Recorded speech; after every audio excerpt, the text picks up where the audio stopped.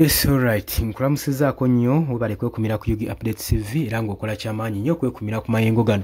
Baganda bange abali emitala w'amayanja abali mu diaspora mbalamusizaako nnyo nkimanyi nammwe mukola kyamaanyi nnyo okulanga mubeezaawo amayengo ga channel eno mubali gyonna gye mutuusaako engalo. Wabula ngenda maaso n'okusaasira mmwe mwenna mwenna abafunyeemu obukosefukosefu mmwe abafiiriddwako abammwe Mukama Katonda agende maaso n'okuba nga abagumya musobole n'okuba nga mukuba ne ku matu ggwe mikwano gyange abali eyo.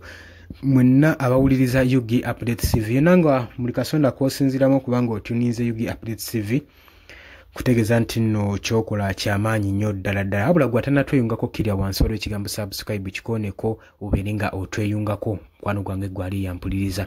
Ati nno mwami Yoweri Kaguta Museveni tumuhabura obudde bumuddugalidde bwandibanga bumuddugalidde kandibanga kaweddemu olw'ensonga nti nno basajja be banywanyi nfanfe ab'omukago bwe balemedde mu kintu beekuumidde mu kintu bandibanga baagala omulekulira.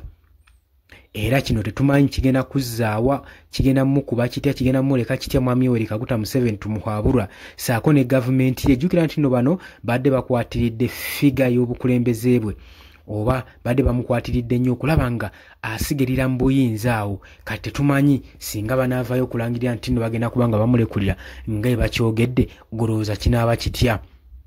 Oli ku Yugi Update TV nyongera okujjukiza.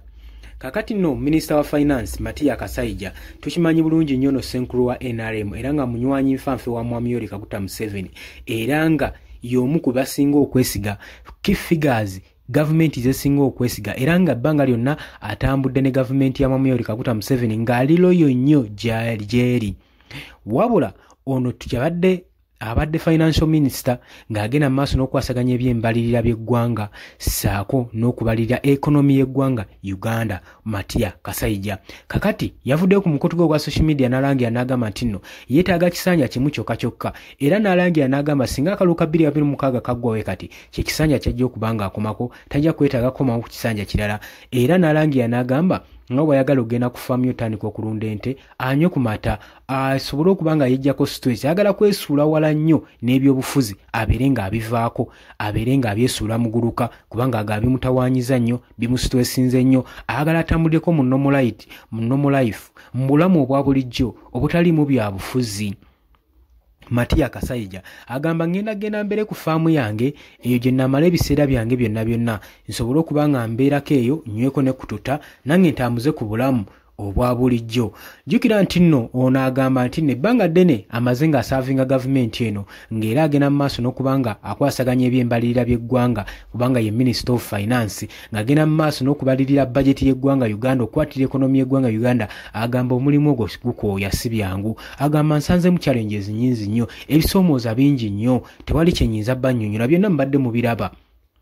Wabula agamba ku mulundi guno gokka tetumanyi lwaki ebisoomooza bibadde bingi nnyo lwaki tagamba nti alekulidde era ekisanja akivudde tagenda kwesimbawo naye buli avayo agamba neetaaga kisanja kimu kyokka sijja kukomawo. Kati y'omu ku abo kigambibwa y'omu ku balankingiddwa basajja abamaze mu gavumenti ya mwami Yoweri Kaguta Museveni ng'emyaka gikulunguludde naye nga bano tebata ntebe era ne waavuddeyo okulangirira nti nayagala kulekulira kuta ntebe olabye ng'abanja kisanja kisembayo asobole okuba nga amaliriza nakyo asobole okuba nga nnyuka ebyobufuzi bw'eggwanga Uganda. Tetumanyi kino kireka Abannayuganda naddala emiji gy'emito gyegwanyiza woofiisi z'abannamukadde bano okubanga nabo basobola okuba nga babaako kye bagatta ku ggwanga okuyingira woofiisi. Jjukira nti nno buli mukulembeze waalwa ku buyinza kiteekawo obstacle kisiikiriza omwagaanya okuwa omukisa abavubuka okwenyigira mu byobufuzi oba mu gavumenti okusobola okulaba nga batwala eggwanga lyabwe mu maaso. Ebikolwa bino tubivumirira si bikolwa birungi nnyo wadde n'akamu n'akeddagala. Newankubadde Matia Kasaija asaavinze eggwanga ly'ebbanga ddene nze ngamba okulangirira nti nno tagenda kukomawo yani kulangiridde kati n'ateesimbawo mu kisanja kiddako olwo lwajja okubeera alese erinnya nga ne bannayuganda bali bamativu nti abasaavinze bulungi saako n'obutattattana reputation ye gwe mukwano gwange aleyampuliza. Jjukira nti nno budget yasomebwa guli omwaka ogwaggwa yalimu ebirumira bingi twagiraba. Eyo budget twagiraba bulungi yalimu ebirumira bingi. Jjukira nti nno oba ojjukira bulungi gwe mwaka gwokka mu byafaayo budget bwe yakwatibwa omukulembeze eggwanga n'agizaayo mu parliament n'agamba ayagala baddemu okusoma budget eyo buto n'okulaga allocation za ssente ze baali bataddemu zaavaawa kuba budget yali ebasobedde. Gwe mulundi gwokka ogwali gusoose budget okubanga eddizibwa mu parliament. Jjukira nti no parliament yali egenze mu luwummula.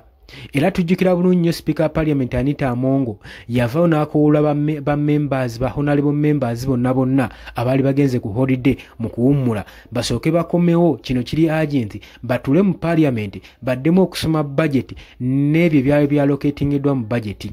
Jjukira ebyali bisobeddwa mu budget eno mwalimu abaali bayitibwa balokozi naye nga sente ze baali balocatinzeemu nnyingi nga bagamba balokozi bano be baani. Kyatujjako enviri ku mutwe si ffekka wabula n'ababaka ba Parliament bennyini abagenda mu maaso n'okualocatinga sente zino mu budget y'eggwanga Uganda nga nabo bennyini beebuuza balokozi be baani nga nabo tebamanyi. Ku lokozi it's a construction company eyali eteereddwamu omusimbi ogw'enjawulo ng'egenda kubanga managinga projects ezisinga obunene mu ggwanga Uganda. Nejjukira nti nno luvannyuma kyazuulibwa Minisitwa akola ku ky'okunoonyereza mu budget kyazuulibwa nga budget eno yali eroketingiddwamu sente nnyingi nnyo ng'ezimu ku zo mulimu personal interest. Mwalimu kye bayita personal interest ezaali zalocatingiddwa mu budget eyo nga zino nno sente z'abantu ssekinnoomu abaka ba Parliament nga bazikozesa okugenda okufujjirira projects zaabwe nga bo nga tezigenda kubanga zijuna ggwanga. Kati omukulembeze we yakiwulira ekyo era bangi baakwatibwa we yakiwulira ekyo n'agamba budget eno eddizibweyo mu Parliament eddemu esomebwe ebikkulibwe baddemu bagitakulemu tulabe ebirumira bivaawa. Gwe mulundi gwokwo gwali gusoose kakali kitegeeza ki nti obufuzi bwono Matiya Kasaija nabo siga nti no baddawo obw'emirembe baddemu ebirumira bingi nga n'ebibuuzo bingi nnyo gwe mukwano gwange ali eyo ampuliriza.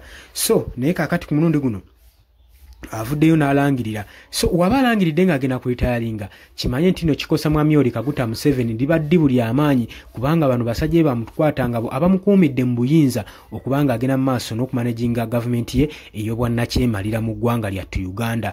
Era abannayuganda kino bakisanyukidde nnyo ebawulidde nti nno naye agenda kubanga alekulira kuba agamba ono yatusibyeko embeera embi. Jjukira ye Minister of Finance agamba nti nno yakubi bannayuganda obwavu economy n'egwa tuli mu economic crisis lwa musajja ono era bagamba nti nno singa abanga awummuziddwa tomanya omukulembeze omulala anaasobola okubanga allocatinga bulungi nnyo budget y'eggwanga Uganda saako ne finances ne zigenda kubanga economy egenda mu maaso n'okwamuka nebanga tekkirira bukkirizi. Oli ku Yugi Update TV nyongera okujjukiza gwatana tweyungako kukkirira wansi waliwo ekigambo subscribe kikoneko oberenga otweyungako. Abali emitala w'amayanja mu diaspora mbalamusizaako nnyo mwebale kwekumira ku Yugi Update TV. Abali mu Asia, Canada, US, UK, Saudi Arabia, Oman, Dubai, mwena abali Jordan mbalamusizaako nnyo mwebale kwekumira ku Yugi Update TV. Mbanirizaako mu comment section jangu otangaze oteekeo opinion yo okusinziira ku mulamwa gwe nga w'ogulaba n'okusinziira gwe kyeyagala okutangaza ku bannayuganda. Mukwano gwange ali yampuliriza mbaagala nnyo mweraba.